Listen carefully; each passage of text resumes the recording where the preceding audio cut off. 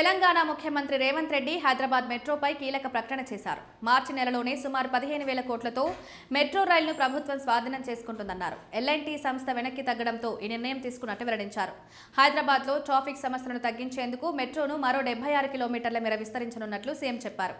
ఈ విస్తరణలో భాగంగా శంషాబాద్ విమానాశ్రయానికి కూడా మెట్రో కనెక్టివిటీ కల్పించనున్నారు. జూబ్లీహిల్స్, బంజారాహిల్స్ వంటి రద్దీ ప్రాంతాల్లో ట్రాఫిక్ ఇబ్బందులు తగ్గించేందుకు ఎలివేటెడ్ కారిడార్ల నిర్మాణాన్ని వేగవంతం చేస్తామన్నారు. గతంలో నిర్లక్ష్యం కారణంగా హైదరాబాద్ మెట్రో అభివృద్ధి వెనుకబడిందని కూడా సీఎం వ్యాఖ్యానించారు. అభివృద్ధి విషయంలో రాజకీయాలు వద్దని, రాష్ట్రాన్ని సమగ్రంగా అభివృద్ధి చేయడమే లక్ష్యమని రేవంత్ రెడ్డి స్పష్టం చేశారు. 33,000 ఎకరాల్లో ఫ్యూచర్ సిటీ నిర్మాణానికి ప్రణాళికలు సిద్ధం చేసినట్లు తెలిపారు.